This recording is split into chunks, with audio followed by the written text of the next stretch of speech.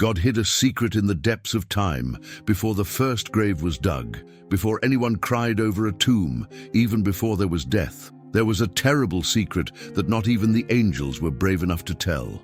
There were names written in both the Book of Life and the Book of the Sealed. The names of those who were sealed would never come back to life after they died. Not to be mean, but because they love you. Because some dead carry with them something that does not belong to the world of the living. The curtain between life and death was torn when one man dared to break it. What came from the other side changed everything for good. Few people know this story, the dark tale of resurrection. There was no sound in the Garden of Eden. Adam walked barefoot among the trees on grass that was still wet from the morning dew. The earth had never drunk blood, and the sun had never seen a tear. Everything was life, only life, abundant and endless. God walked at dusk, and his voice was like the sound of deep seas. Adam listened to him with reverence, knowing that every word held the weight of life. One night, under the glow of stars that did not yet know the loneliness of empty space, God called Adam to the tree of life. "There is something you need to know, son of dust." The voice echoed among the golden leaves. "You have seen life, but you do not know death. It's good that it is that way. But a day will come when death will enter the world by your own choice." Adam shook because he didn't fully understand. "Death, Lord? What is that?" A heavy silence surrounded the yard. God raised his hand, and before Adam appeared an image. He saw a body lying on the ground, lifeless, cold, gasping. He saw eyes that no longer saw, hands that did not move, a chest that did not rise or fall. Death is being split up. The spirit separates from the body and goes to a place where my hand rules in a different way. Adam, pay attention and never forget. There will be rules when death comes into the world. There will be a time to leave and a time to come back. And there will be people who will never be able to come back. "Why, Lord?" Adam asked with a shaking voice. "Because some people are so evil that bringing them back would be like sending hell to earth. Some people will have made deals with evil, and their souls will be chained in places you can't even imagine. There are still people who will see things that they can never see again when they die. If they come back, they will bring information that makes people crazy." The vision went away. Adam knelt down and took a deep breath. He was touched on the head by God. "Adam, there's a book. All of the names are written in it. The Book of the Sealed is the other book. It has the names of people who will stay dead until the day of judgment after they die. That lock can't be broken. Not anyone else but me. What if someone tries?" God's voice got as loud as thunder far away. "The cover will then be torn, and the shadow of life, not life itself, will come from the other side. It will not be revival, but a loss of honor." Adam thought about those words all the time, but time went on, and death really did come into the world. Adam and Eve both ate the fruit that was too good to be true. Sin cut them off from God, and the world felt pain for the first time. After many years, Cain killed Abel.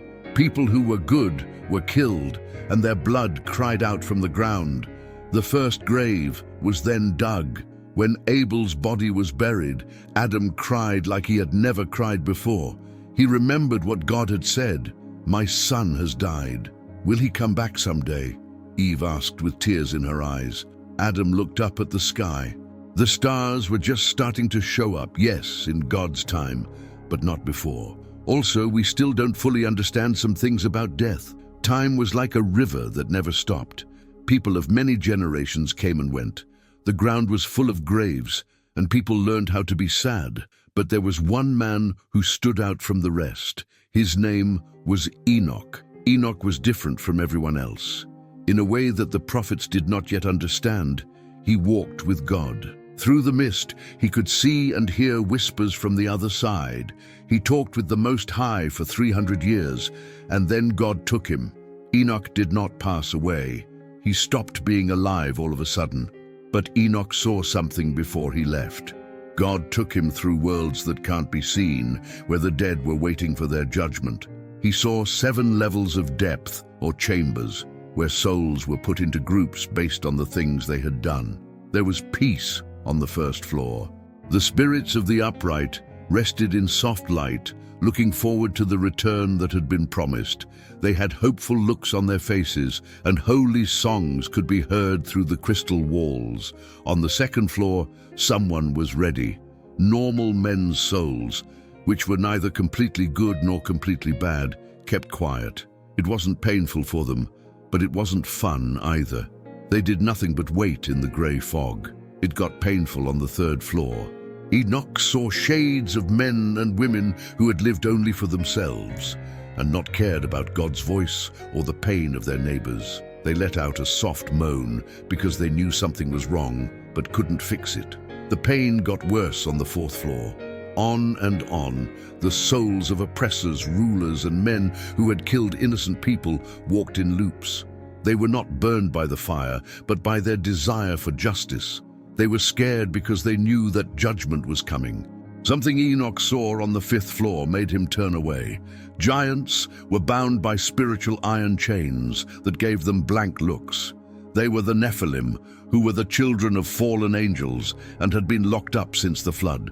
Their bodies had died, but their souls, which were a mix of flesh and corrupted deity, were still chained. They couldn't really die, but they also couldn't live. There was no light at all on the sixth floor. It was heavy for Enoch to feel all the evil around him. There were witches, people who made deals with devils, and people who harmed and despised creation. Their screams were muffled, so they didn't make them. Only moving shadows in pain that will never end. Enoch saw the gap from the seventh level, which was the deepest, a hole with no bottom where light could never get to. There were whispers, old sounds, and echoes of something that existed before the world was made. God talked to him. This is where the sealed is. These people's names are in the second book. They're not going to leave until heaven and earth are no longer there. They will open a door that can't be closed if someone tries to bring them back. Enoch fell to the ground, scared and in awe. Who in their right mind would do something like that? God's voice was sad. Whoever loves the made thing more than the one who made it, whoever believes in their own strength more than my kindness, in his despair, he will forget what I told him. Enoch was sent back to the earth. He wrote down everything he saw in a book that not many people would read or even understand. After that, God took him away for good. People knew him as the man who saw the other side and did not die. He never set foot on the ground again. Many years went by, many years. Many people forgot about Enoch's warning. Only teachers and prophets remembered parts of it. It took time for God's people to grow, suffer, be slaves, and be freed. Kings rose to power and then fell from favor. There were both new and old temples. While everything was going on, death kept doing its quiet job, taking young and old, good and bad, alike. But among the people, there were always those who asked questions. Why does God let people die? Why doesn't he bring back the people we love? He brought some back to life, so why not all of them? During one of these times of questions, a man stood up. Joseph's son, Eleazar was his name. He knew a lot about old customs and was a priest who studied the Bible. But most of all, he was a dad. And Jonathan, his 12-year-old son, had died. He died 3 days after getting the fever. The boy was on fire, and his small, sweaty body was shaking under the blankets. Eleazar cried out, prayed quickly, and tore his clothes all night. But Jonathan died at dawn on the third day. The room was very quiet when he closed his eyes. Eleazar cried out as he held his son's body against his chest. Not at all. Oh no, he's only a kid. Kill me, but give him back.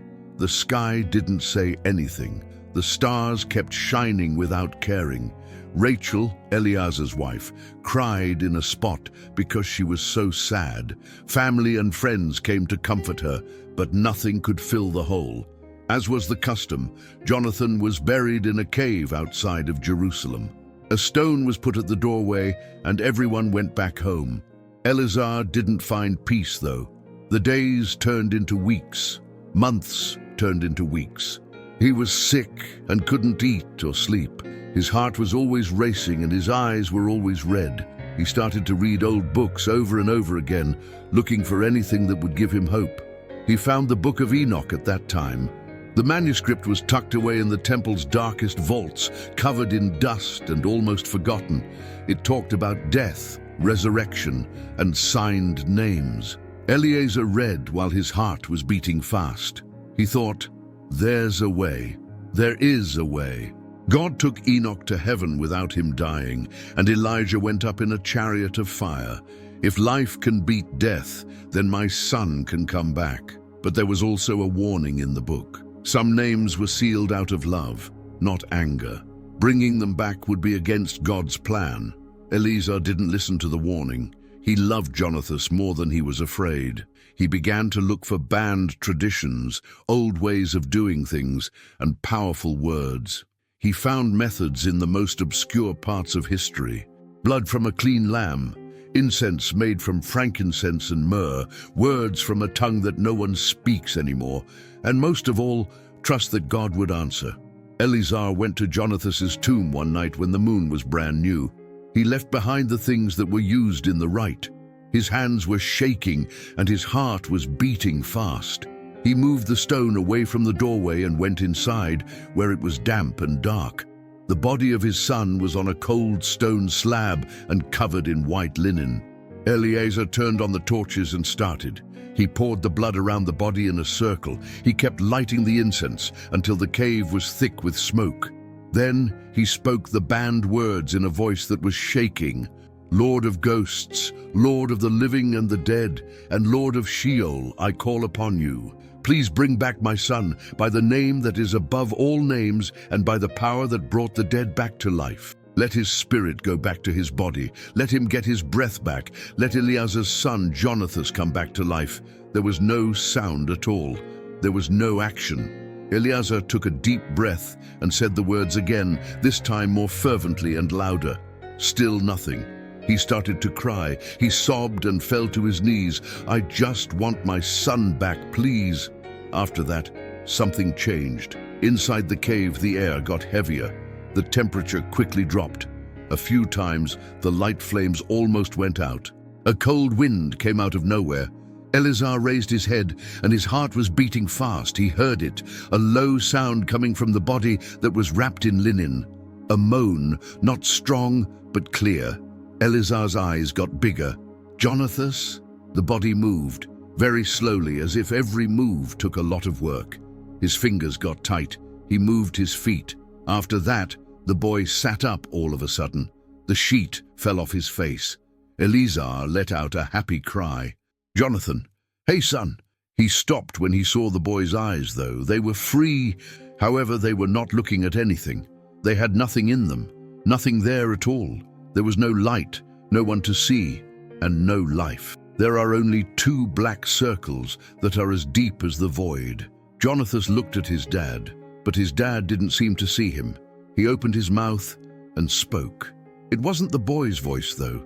It sounded old, hoarse, and like more than one person was talking at the same time.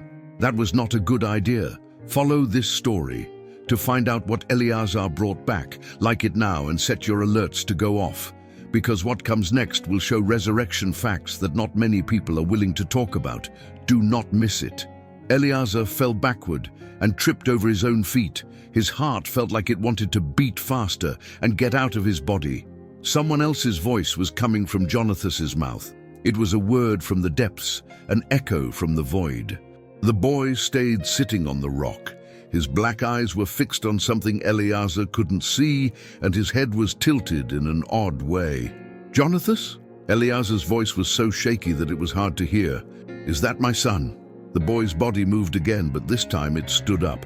It looked like he had forgotten how to use his own body parts because he moved in painful, jerky ways. The sound of his bare feet hitting the cold cave floor sounded like a rhythm as he moved forward. "I'm not, and I am."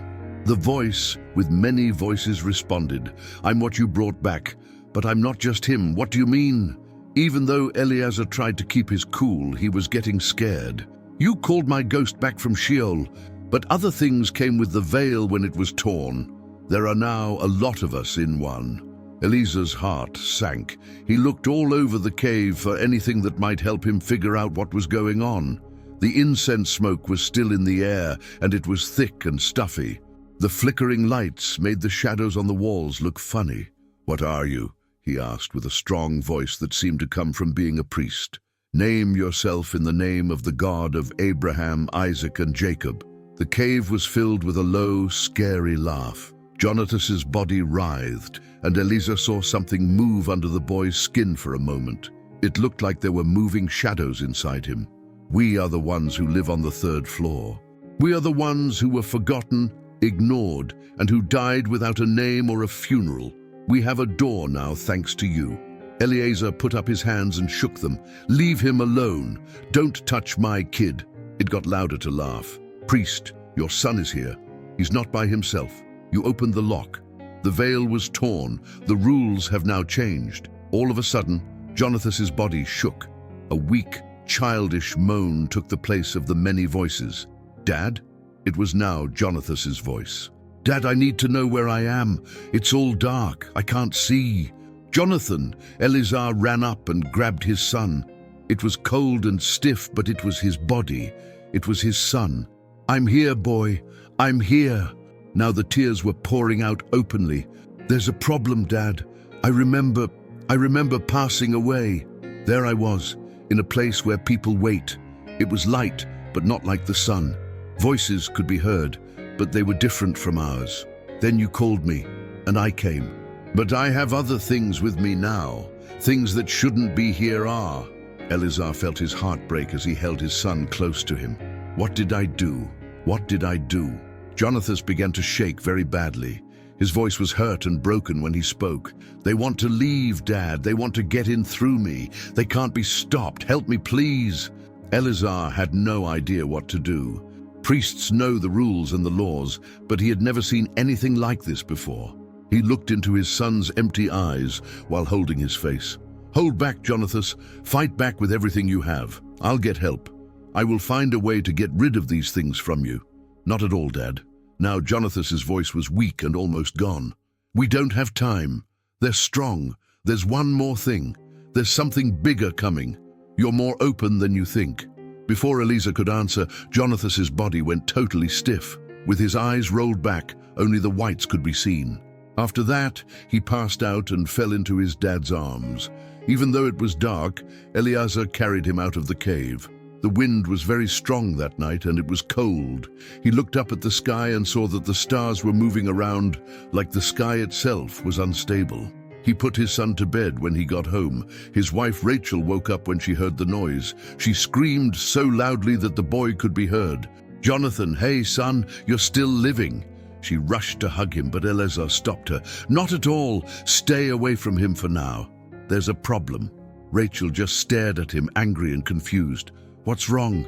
He's still living. My son is still alive. What's wrong with things?" Eleazar saw that the boy's body was still on the bed because more than just him has come back.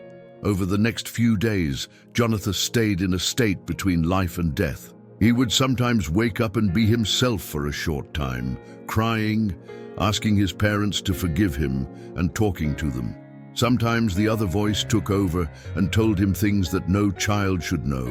He spoke in old languages, talked about hellish places, and told stories about people who had been dead for hundreds of years. Eleazar asked for help. There were other priests, exorcists, and Bible experts he talked to, but when they saw the boy, they all turned away. They said, "This is bad language. You have broken the divine order. We can't touch this."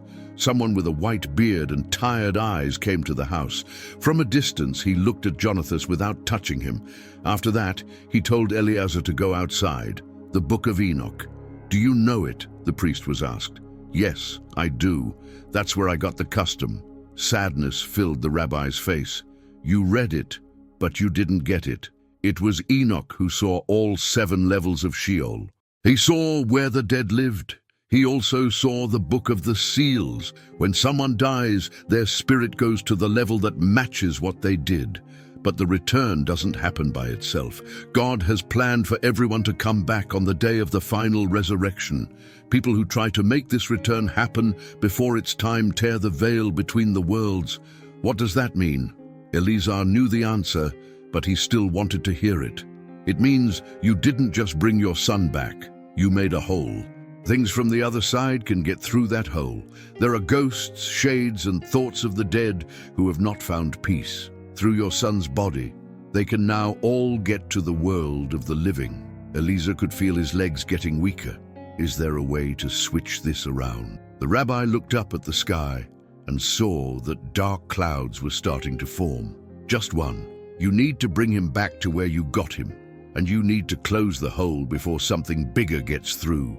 Something better. The rabbi looked at Eleazar with eyes that were filled with old fear. On the 7th level, there are things that not even Enoch dared to fully explain. Things were sealed for reasons we don't understand. They will come if they feel the break. And if they do, death will not be the end. It's just the start of something much worse. Eleazar went back to the room where Jonathan was that night. The boy was awake, but he wasn't moving. He looked up at the ceiling with dark eyes. "Dad," Jonathan's voice came through, weak and scared. "I can see them. How many? 100, possibly 1,000. All are ready." Everyone was eager to leave. "What am I waiting for?" Jonathan's voice was shaking. "As we wait for the hole to get bigger, we are ready for someone like you to try again. The door will get bigger when they try, and bigger, until it can't be shut any longer." Eleazar closed his eyes and felt guilty guilt crush his chest. "Just let me have you back." "Dad, I know. But some dead people have to stay dead until the right time. Things are going wrong now because of you." The house shook with a loud bang. In the next room, Raquel screamed. When Eleazar ran to the window, he saw something so amazing that it made him gasp. There were red rays falling from the sky. The lightning bolts were not like normal ones. Instead, they were spears of blood-red light that cut through the sky and hit the ground. The ground opened up where they fell, and shadows rose from inside. Shadows that looked like people but were twisted, long, and had eyes that sparkled like fire. "What is that?" Rachel was scared and stood next to him. Eleazar knew. It's them. The dead who shouldn't come back. The gap is getting bigger. It got scary in the city of Jerusalem. People screamed as they ran through the streets that dead people were coming back to life. Guards tried to keep order, but they didn't know how to fight something that wasn't made of flesh. There were a lot of priests praying in the temple. An old man named Azariah was the high priest. He put his hands up in the air. "What's going on, Lord of hosts? Why do the dead walk around with us?" And a voice spoke back, not with lightning or thunder, but with a heavy quiet that made everyone feel sad, because a member of your own group broke the lock. "Now I will start to punish the person who broke my order." Azariah knew right away who it was. He sent guards to Eleazar's house. They found the door broken when they got there. Rachel was asleep, but still living on the floor inside. Jonathan was no longer there. Eleazar was also gone. The guards looked through the whole house and found a scroll on the table. A confession was written on it in a shaking hand. It was me. The lock was broken. I went against God's will and brought my son back. Now I'm going to try to undo what I did. Know that if you can't find me, I've gone to the only place where this can be fixed. I'm back in the cave now. The high priest read the paper and then got a group of men together right away. We need to find him quickly. They rode through the dark with only dim lights to lead them. It looked like the shadows around them were alive and speaking in old languages. Eleazar was kneeling at the mouth to the cave with Jonathan in his arms when they got there. The boy was shaking very badly. He spoke in dozens of different languages at the same time with many voices. Azariah got off his horse and slowly walked toward them. "What did you do, Eleazar?" Azariah saw that Eleazar was crying blood when he raised his face. His lips were cracked and his eyes were red. "I worked to close the hole. It's too late now. They're coming already." "Who?" Azariah saw what was inside the cave. There was a pale, weak light coming from the deep of the darkness, and figures began to come out from inside it. They weren't shadows like the ones that had shown up all over the city. They looked like bodies, bodies of people who had been dead for hundreds of years, preserved and breaking down, but still walking. Their empty eyes were glowing with blue fire, and the moans coming out of their mouths chilled the blood. Azariah moved back and prayed with his hands up. "I tell you to do this in the name of the Lord. Go back to where you came from." The dead didn't answer. They kept moving forward, slowly but steadily. Something bigger started to move behind them, something so strong that it made the earth shake. Azariah was filled with fear in every part of his body. "What is that?" It was already hard for Eleazar to speak out loud. "It watches over the 7th floor. It came to me in a dream." It keeps the worst ones inside. Now that the hole is open, though, he's going to close it by force. He will ruin everything and everyone when he comes to make sure the seal is fixed. That includes you. That includes me, such as Jonathan. Also, anyone who has been touched by the blasphemy. There were screams and points to the sky from the guards. A huge figure came from above, falling in swirls of white fire. A sword that looked like it was made of pure light was in its hand. Its wings were 3 meters long. It had something over its face, but its eyes were as hot as the sun. Azariah got down on his knees. "It's the death angel. The guardian of Sheol is Sammael." The figure hit the ground so hard when it fell in front of the cave that it cracked. His voice was old and constant, like metal scraping against metal. Someone broke the order. The veil is now torn. It's easy to understand. Everyone will be taken, and the hole will be closed with fire that will never end. Eleazar gave Jonathan a tight hug. "I did it. I'm to blame. Take me, but don't hurt my son." He bowed his head and looked at Eleazar with fiery eyes. "Your son isn't just your son anymore. He's a door, and doors need to be broken." The sword that was on fire was raised. Out of hope, the guards ran away. Azariah stayed put, with his arms stretched out between the angel and Eleazar. "Hold on, there's another way." The angel took a moment to think. "Talk."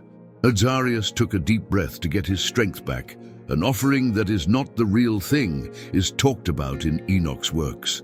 A clean life was given in place of a dirty one. "Could the boy be saved if I offer?" He didn't say anything for a long time. Then his voice answered, "Someone else can close the hole, but it can't take back what was done. The marks will always be on the boy. He'll see the dead. He'll be able to hear them. He will also have to pay for that when the time comes." First, Azariah looked at Eleazar, and then he looked at Jonathan. "That's fine. You can't do this." Eleazar let out a scream. "I will, and I can." When Azariah looked at him, his eyes were filled with kindness.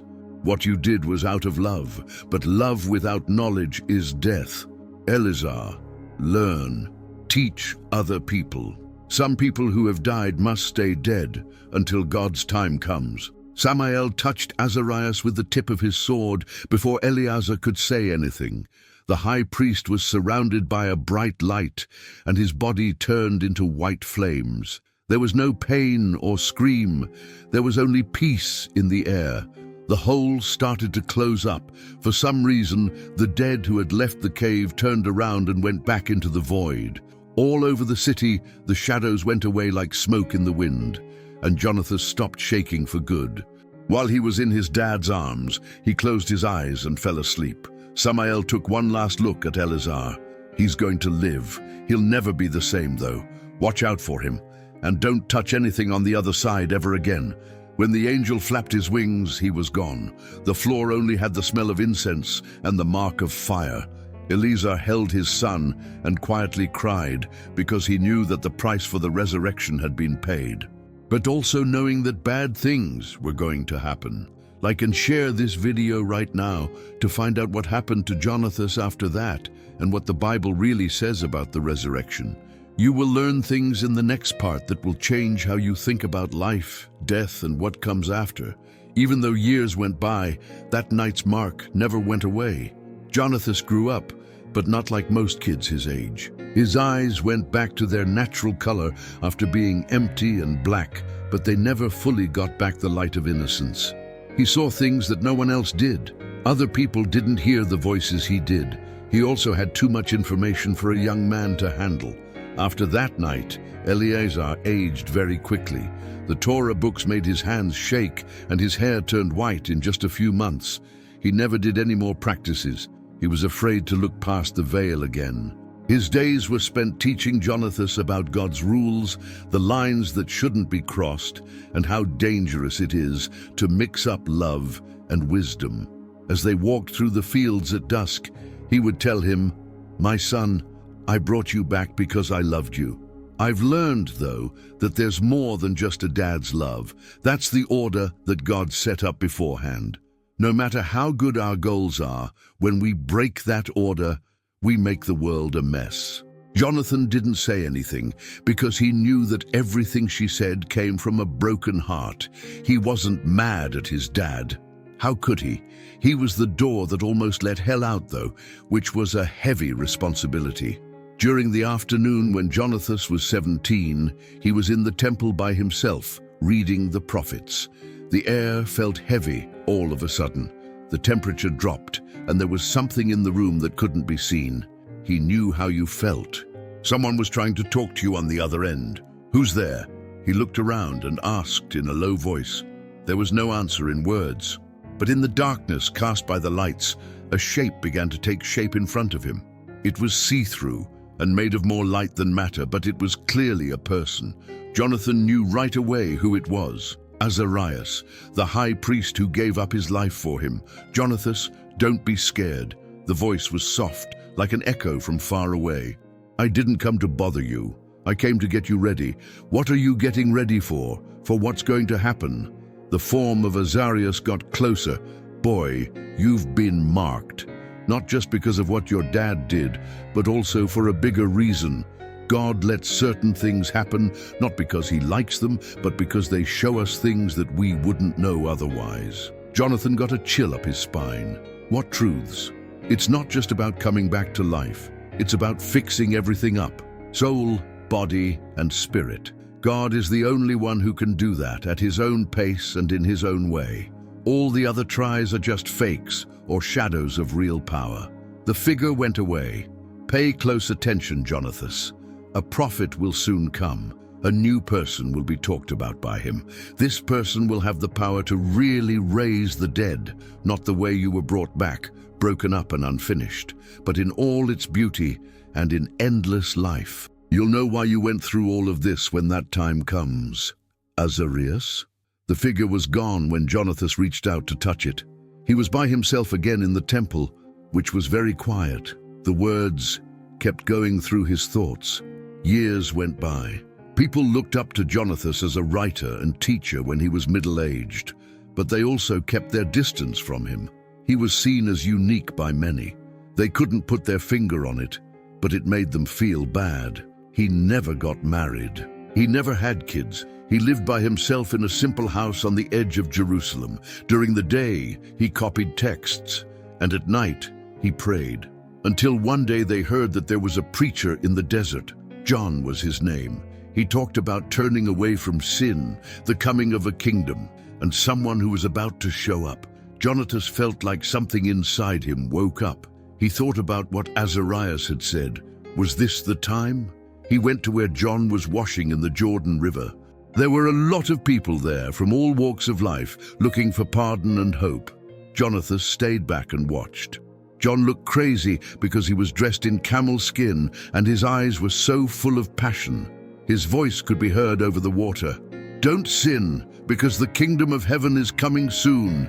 Get ready for the Lord. Make his way clear." Jonathan shut his eyes and felt something he hadn't felt in years. Hope. All of a sudden, there was silence in the crowd. When Jonathan opened his eyes, he saw a man coming toward John. Everyone else looked like shadows next to him. It wasn't how he looked. He seemed normal. It wasn't his clothes because they were plain. It was more than that. Being there.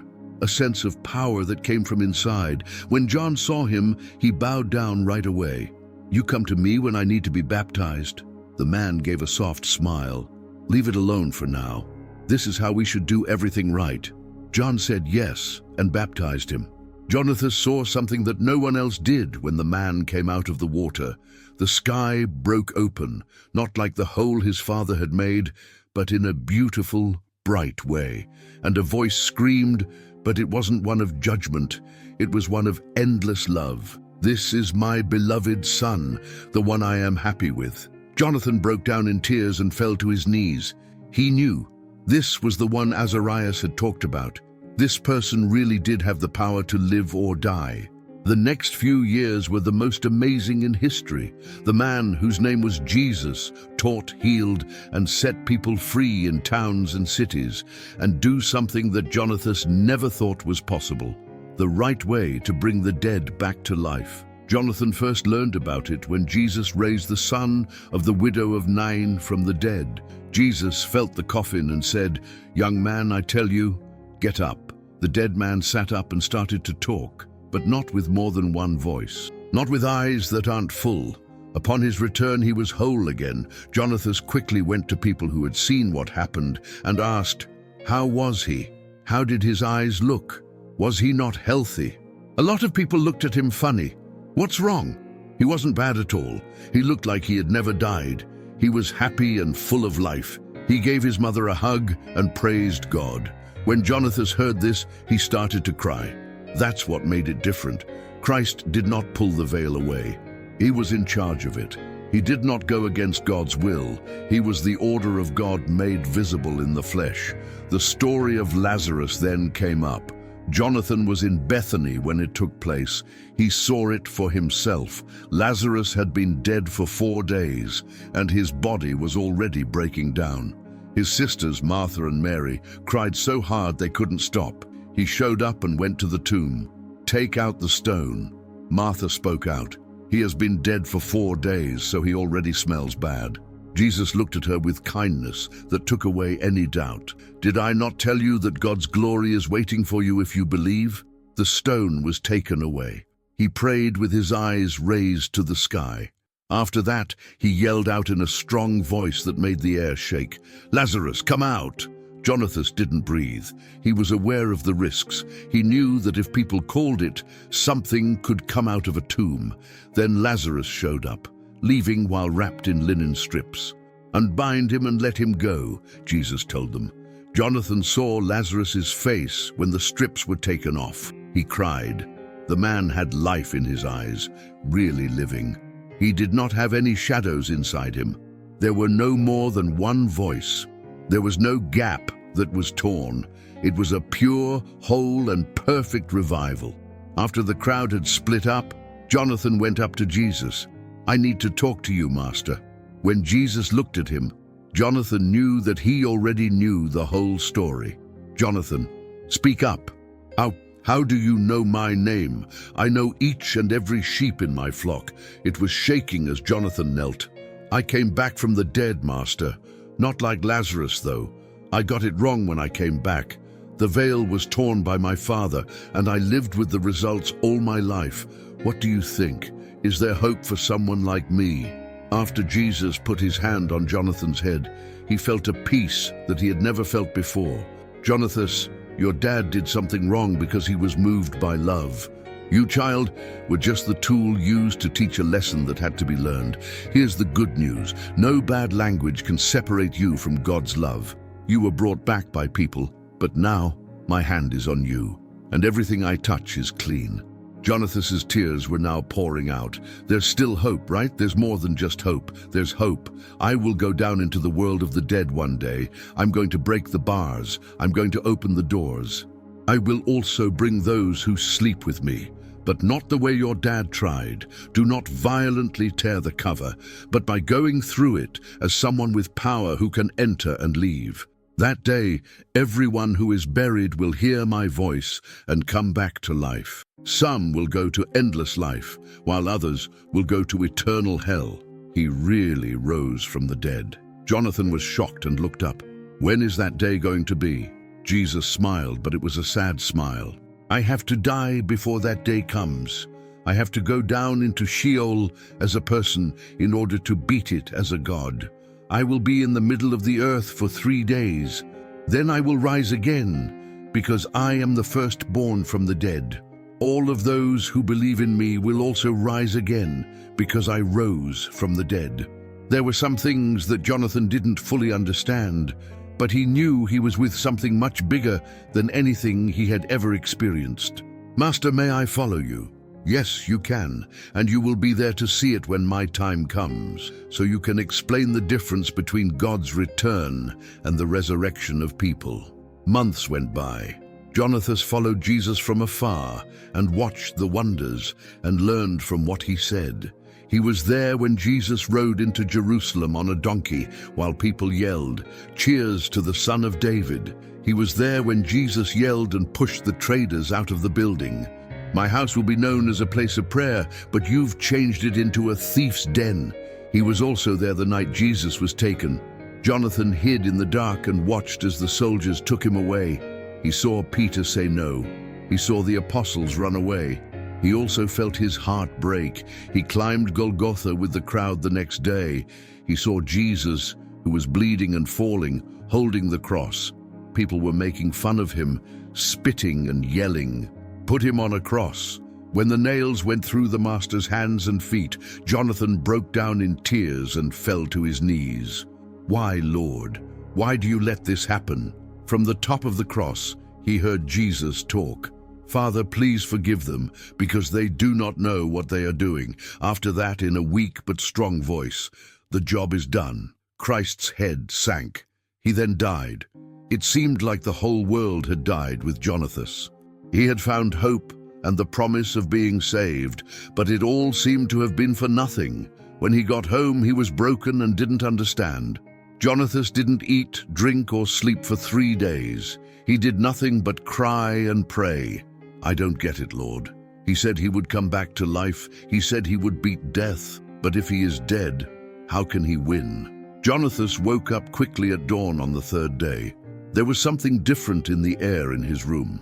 A soft light that was getting stronger came from nowhere. He then saw it. A person stood in front of him. It was Christ, but not like before. Jonathan had never seen such a beautiful body before. It wasn't see-through like the ghosts were.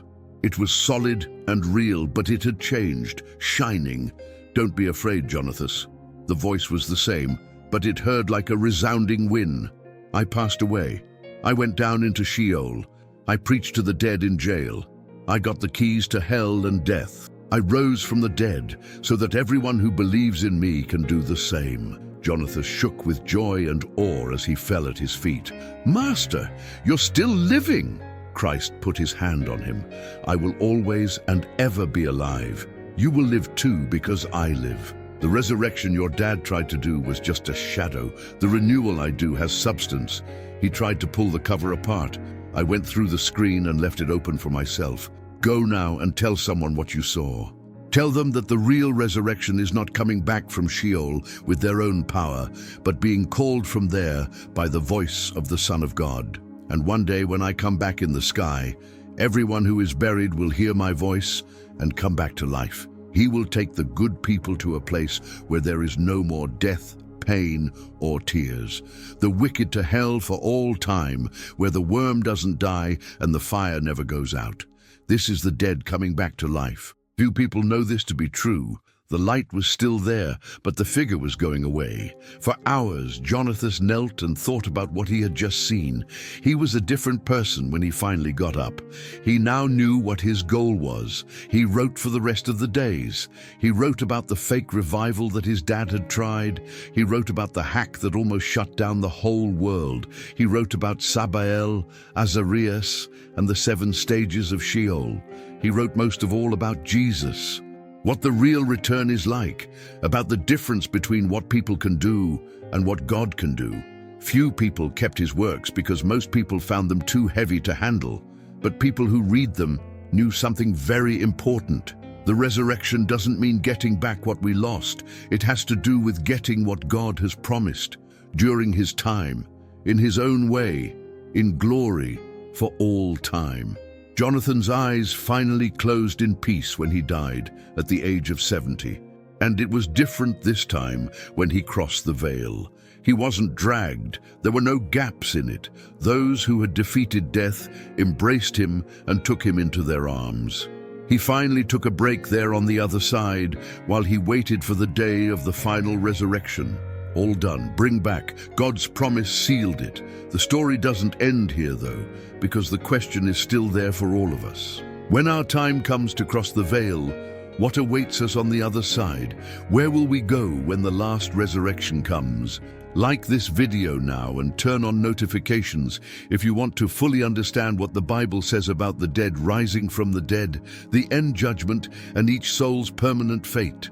The last part will explain the judgment secrets, the two paths that people can take, and the choice that each person must make while they are still alive. Written by Jonathan, they were kept in a cedar box that was sealed with wax and hidden in the tunnels below Jerusalem. They were lost for hundreds of years until a young monk named Theodosius found them while wandering the old buildings. It was the year 320 after Christ's return, and the world had changed. As Christianity spread across the Roman Empire, so did heated arguments about what the resurrection meant. Theodosius gave the papers to Athanasius, a wise priest who was his boss. When Athanasius read Jonathan's reports, he was silent for hours. He finally looked up and said, "This must be kept," not because it praises wrongdoing, but because it shows what is really true. It shows what happens when people try to take God's place.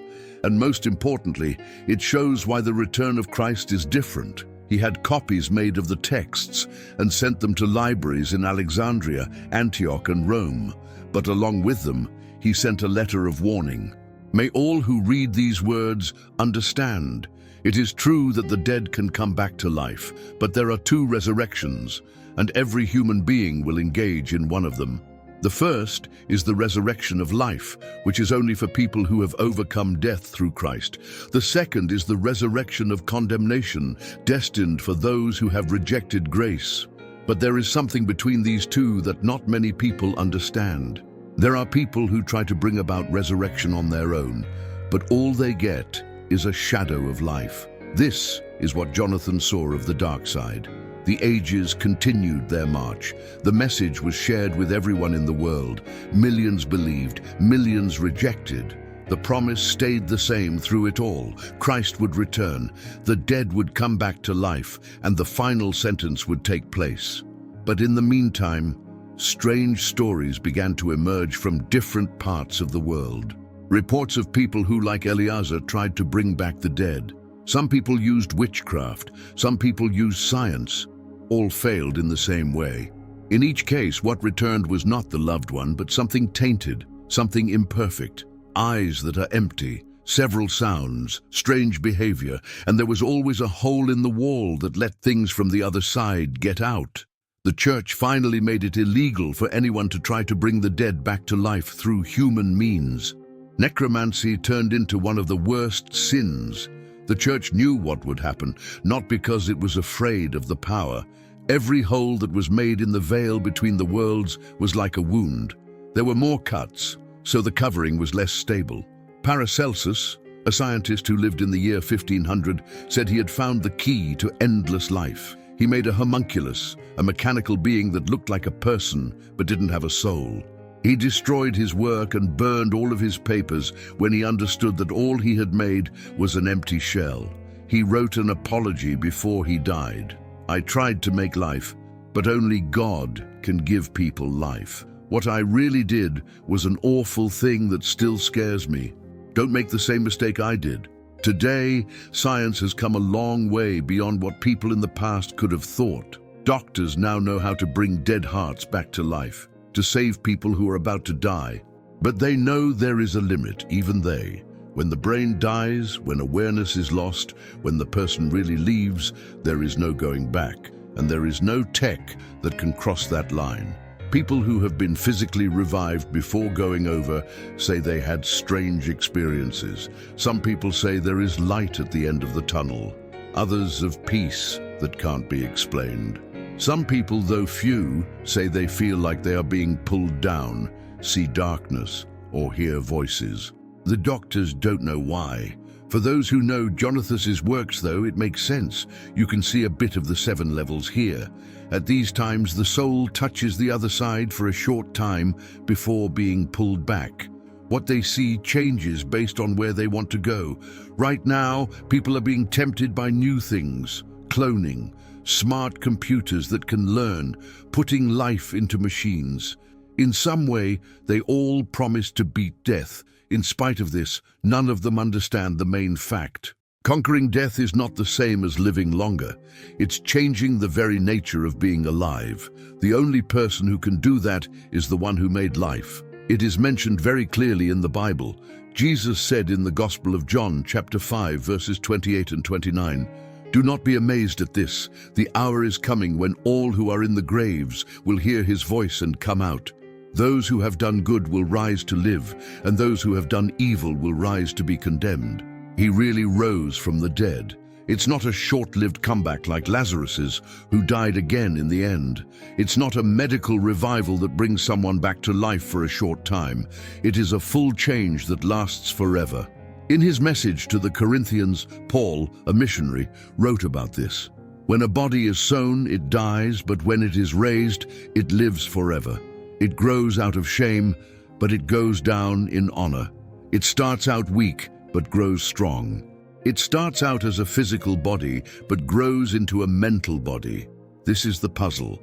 In the resurrection, the dead are brought back to life. It is getting a new body that is beautiful, exalted, and fit for all time. But infinity comes in two forms, and that's where the bad side is that not many people know about. After the rising, the Bible makes it clear that people will go one of two ways. John has a scary vision in the 21st chapter of the Book of Revelation. He sees the sea, death, and Hades, taking the dead out of the sea. Everyone is judged by what they have done. People whose names are not in the book of life are thrown into the lake of fire. This is the second death. Take a look. The first death is real. It's when the body stops working and the soul leaves. But the second death is mental. It means being cut off from God forever. It means to live forever, aware but in pain. It's not the end of the world. No, it's not going away. It is always and forever in the worst possible state. God the Father talked more about hell than heaven.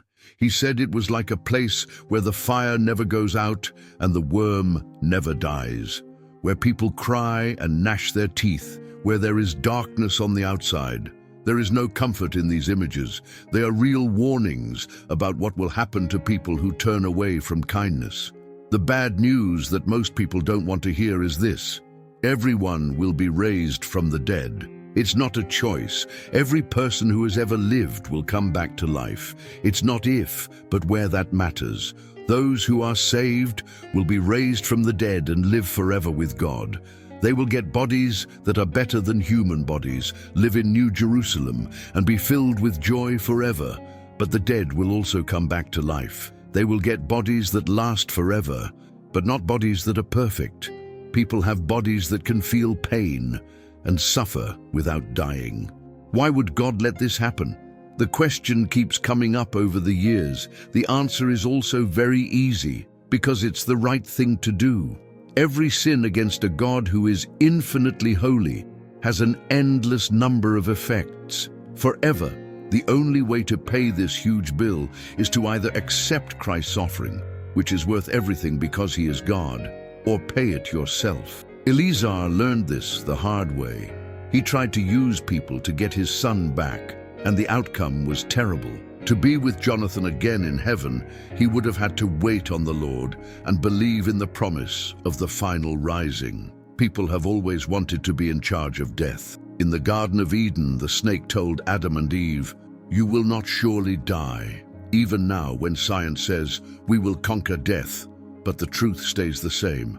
Death is the bad guy, but the person who made it is the only one who can beat it. It was defeated by Christ. After he died, he went to Hades and came back to life on the third day. He now holds the keys to death and hell, not anyone else, just him. In other words, what does this mean for us today? We must first accept that death is real, but only lasts for a short time. For people who are in Christ, death is just a sleep. It was Paul who said that those who died in Christ slept, because for them, death is just a break before the wonderful rising.